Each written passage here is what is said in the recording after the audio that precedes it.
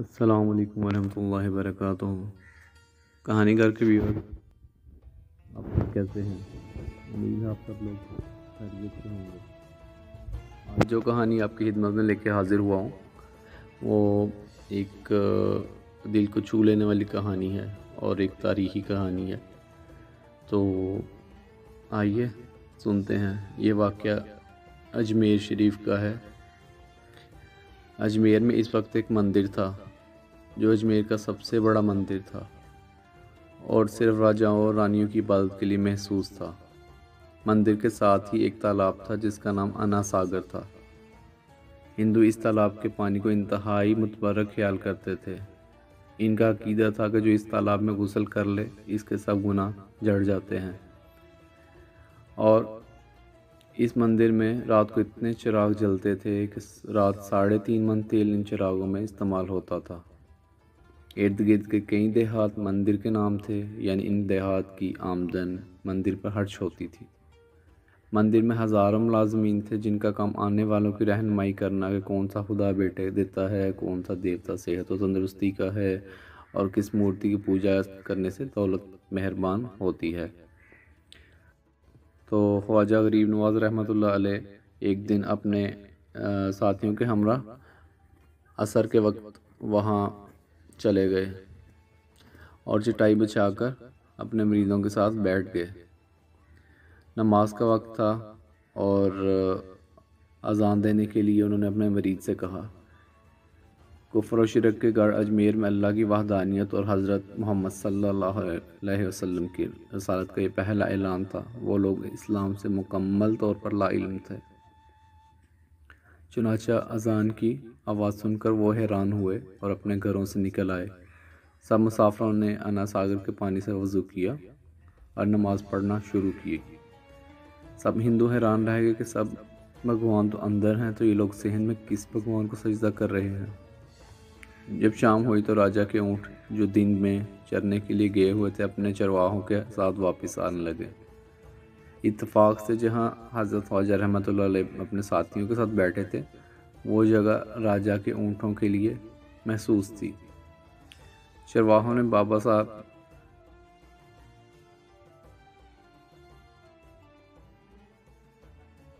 کہا، اٹھو بابا، اونٹوں کے بیٹھنے کی جگہ خالی کرو۔ آپ رحمۃ اللہ علیہ نے فرمایا، اتنا میدان پڑا ہے، اونٹ تو کہیں بھی بیٹھ جائیں گے، کیوں مسافروں کو تنگ کرتے ہو؟ وہ نہ مانے اور مسلسل اصرار کرتے رہے کہ اونٹ اسی جگہ ہی بیٹھیں گے، اور انہوں نے بہت بدتمیزی سے کہا، یہ راجا کے اونٹوں کے بیٹھنے کی جگہ ہے اور ادھر راجا کے اونٹ ہی بیٹھیں گے، تم لوگ کہیں اور ڈیرا لگاؤ۔ آخر آپ رحمۃ اللہ علیہ نے اٹھتے ہوئے حضرت قطب سے فرمایا، اٹھو قطب الدین، یہ کہہ رہے ہیں کہ یہ اونٹوں کے بیٹھنے کی جگہ ہے، تو چلو اونٹ ہی بیٹھے رہیں۔ یہ کہہ کر آپ رحمۃ اللہ علیہ اپنے ساتھیوں سمیت وہاں سے اٹھ گئے۔ اگلی صبح جب انہوں نے اونٹوں کو چرائی کے لیے لے جانے کا قصد کیا اور چرواہوں نے اونٹوں کو اٹھانا چاہا تو انہیں پتہ چلا کہ اونٹ اٹھنے کے قابل نہیں ہیں۔ انہوں نے اونٹوں کو مار مار کر زبردستی انہیں اٹھانا چاہا لیکن وہ بیٹھے ہی رہے۔ چرواہے پریشان ہو گئے کہ جو اونٹ ان کے ایک اشارے پر اٹھ بیٹھتے تھے آج کیوں نہیں اٹھ رہے۔ آخر انہیں یاد آیا کہ کل اس مسافر فقیر نے کہا تھا کہ چلو اونٹ ہی بیٹھے رہیں۔ لوگ اکٹھا ہونا شروع ہو گئے۔ کوئی کہہ رہا تھا کہ فقیر کوئی کامل جادوگر ہے، کسی نے خیال ظاہر کیا کہ وہ کوئی بھگوان کا اوتار ہے۔ بات راجہ پرتھوی تک پہنچ گئی کہ ایک مسافر پیر نے راجے کے اونٹوں پر جادو کر دیا ہے۔ راجہ نے حضرت معین الدین رحمۃ اللہ علیہ کو پیغام بھیجا کہ تم کیسے فقیر ہو جو بے زبانوں کو باندھ رکھا ہے، یہ بیچارے بھوک پیاس سے مر جائیں گے، اس لیے مہربانی کر کے اپنا جادو واپس لے لو۔ آپ رحمۃ اللہ علیہ نے فرمایا، ہم مسلمان ہیں اور مسلمان بد دعا نہیں کرتے، نہ ہی جادو۔ جاؤ، جس کے حکم سے بیٹھے تھے اسی کے حکم سے اٹھ کھڑے ہوں گے۔ اب جو جا کر اٹھایا تو اونٹ پہلی ہی بار میں اٹھ بیٹھے۔ ہندوؤں کی دلچسپی ان مسافروں میں بڑھنے لگی۔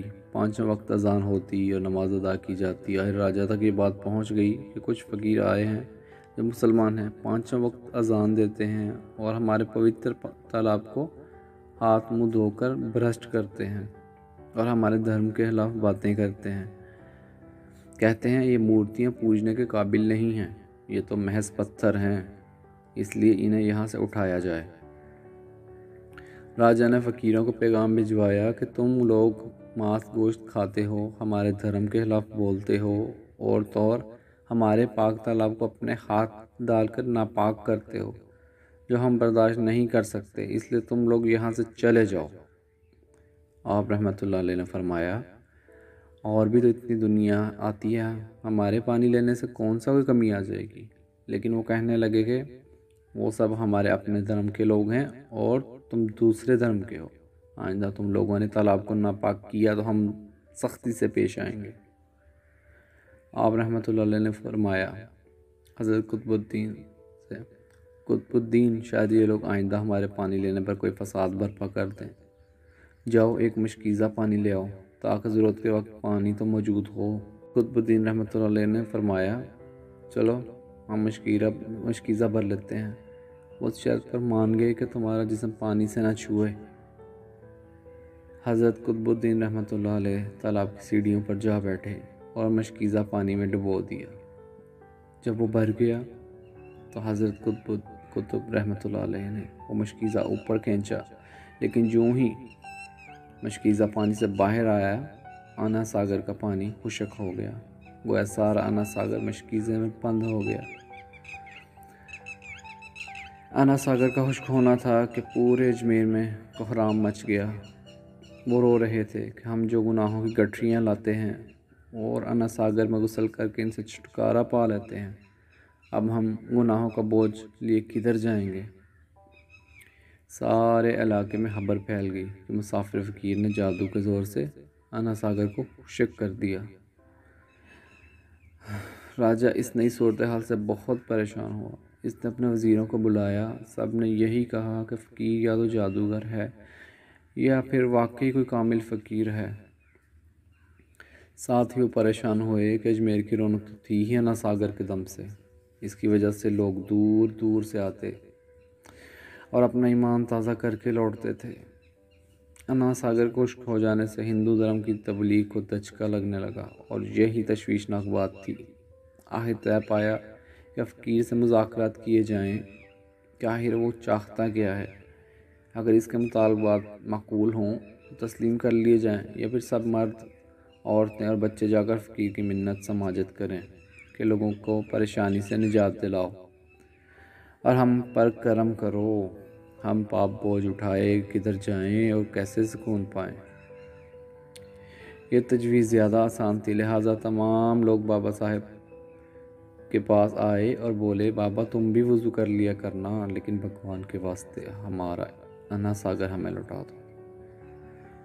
آپ رحمۃ اللہ علیہ نے حضرت قطب الدین سے فرمایا، جاؤ قطب مشکیزہ واپس تالاب میں ڈالو۔ جو ہی مشکیزہ تالاب میں الٹا گیا، انا ساگر کناروں تک اچھل آیا۔ اس پانی نے کئی دلوں کو دھو ڈالا۔ ہندو قوم کی اپنی تاریخی کتابوں میں بھی ہندو مورخ اس بات کو تسلیم کرتے ہیں کہ اس شام 32,000 ہندو کلمہ پڑھ کر مسلمان ہو گئے۔ ان ہندوؤں کے مسلمان ہو جانے سے ہندو پنڈتوں اور عام ہندوؤں میں بھی غم و غصہ کا طوفان اٹھ کھڑا ہوا۔ وہ سوچ میں پڑ گئے کہ فقیر اگر کچھ دن مزید ادھر رہ گیا تو دیوی دیوتاؤں کا تو نام لینے والا بھی کوئی نہ رہے گا۔ لہٰذا لوگوں نے راجہ کو مجبور کیا کہ جلد کچھ کیا جائے۔ راجہ نے مندر کے بڑے پنڈت رام دیو کو بلایا اور اسے بابا صاحب رحمۃ اللہ علیہ سے مناظرہ رکھ کر جلد از جلد انہیں شکست دینے اور اجمیر سے باہر نکال دینے کا حکم دیا۔ رام دیو اپنے وقت کا مانا ہوا پنڈت تھا، جس کی علمی قابلیت کی دور دور تک دھوم مچی ہوئی تھی۔ اس نے راجہ کو یقین دلایا کہ جلد ہی راجہ کوئی اچھی خبر سنے گا۔ رام دیو بابا صاحب رحمۃ اللہ علیہ کے پاس آئے اور الٹے سیدھے سوالات کرنا شروع کیا۔ بابا صاحب نے خاموشی اختیار کیے رکھی۔ جب رام دیو نے حد سے بڑھ کر شور مچانا شروع کیا تو بابا رحمۃ اللہ علیہ نے اس کی طرف آنکھ اٹھائی اور مسکرا کر فرمایا، رام دیو تو شور مچا رہا ہے، میں تیرے ماتھے پہ ایمان کا نور چمکتا دیکھ رہا ہوں۔ اس نگاہ اور لہجے میں جانے کیا جادو تھا کہ رام دیو قدموں پر گرا اور روتے ہوئے بولا، بابا جس دھرم کے تم ہو اس دھرم میں مجھے بھی شامل کر لو۔ سب لوگ جو مناظرہ دیکھنے آئے تھے اس کایا پلٹ پر حیران تھے، اور رام دیو جو بابا کو شکست دینے آیا تھا خود مفتوح ہو چکا تھا۔ بے شک ولی اللہ ہر دور میں انسان کی رہنمائی کے لیے، اللہ کے قرب اور پہچان والوں کے لیے اللہ رب العزت کے ایک خاصی نام کی صورت میں موجود رہتے ہیں، اور ہر ولی اللہ دوسرے ولی اللہ کو جانتا ہے۔ والسلام، آپ کا ہوسٹ ذیشان۔ پلیز اگر آپ نے ہمارے چینل کو سبسکرائب نہیں کیا تو اس کو سبسکرائب کیجئے اور بیل آئیکن کو پریس کیجئے تاکہ نیکسٹ آنے والی کہانیاں آپ کو ملتی رہیں۔